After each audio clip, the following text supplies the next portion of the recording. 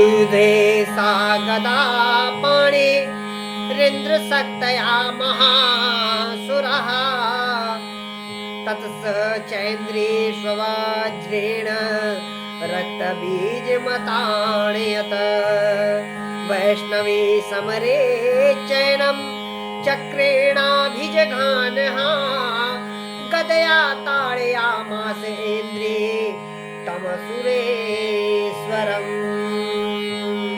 पुनः वज्र के प्रहार से जब उसका मस्तक घायल हुआ तब रक्त बहने लगा और उससे हजारों पुरुष उत्पन्न हो गए।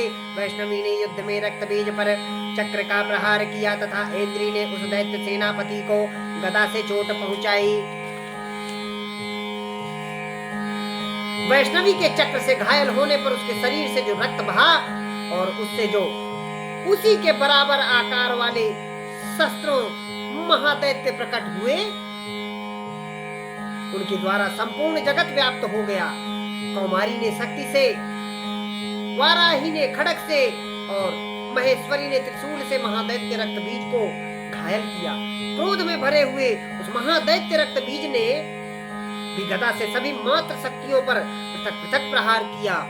शक्ति और शूल आदि से अनेक बार घायल होने पर जो उसके शरीर से रक्त की धारा पृथ्वी पर गिरी उससे भी निश्चय ही सैकड़ों असुर उत्पन्न हुए।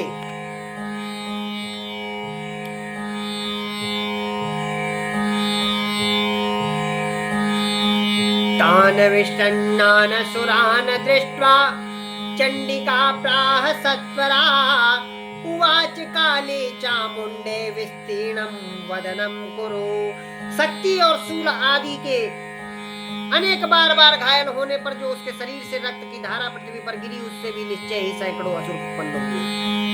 इस प्रकार उस महादैत्य के रक्त से प्रकट हुए असुर द्वारा संपूर्ण जगत व्याप्त हो गया।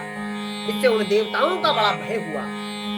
देवताओं को उदास देख चंडिका ने काली से शीघ्रता पूर्वक कहा, चामुंडे तुम अपना मुख और भी फैलाओ।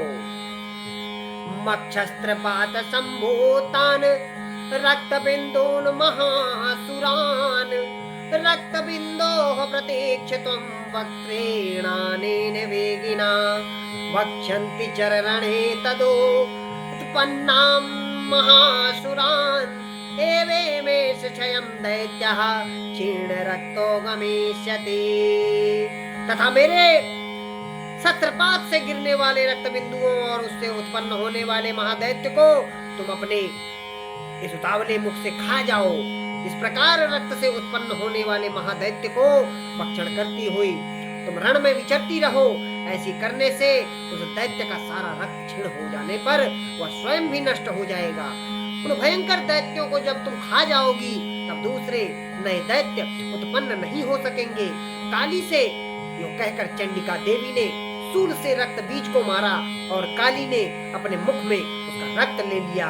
तब उसने वहां चंडिका पर गदा से प्रहार किया, किंतु उस गदापात ने देवी को तनिक भी वेदना नहीं पहुंचाई।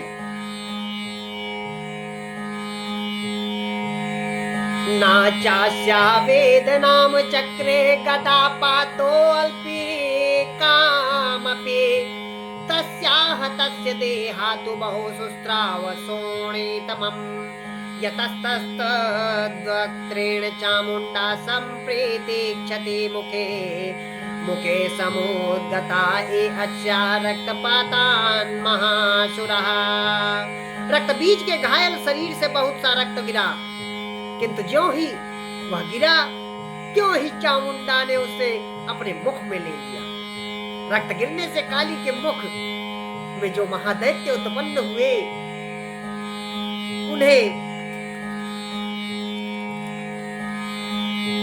तांस चखादात चामुंडा पपौ तस्य चा शोणितम् देवी शूलेन वज्रेण बाणैरसेभिरिष्टिभिः जघान रक्तबीजं तं चामुण्डा पीतशोणितम् सापपात महिपृष्ठे शस्त्रसंगसमाहतः नीरतश्च महीपाल रक्तबीजो महासुराः ततस्ते हर्षमतुलमवापुस्त्रेद दशा नृप तेषां मातृगणो जातो नानार्ता सिंहमधोद्धता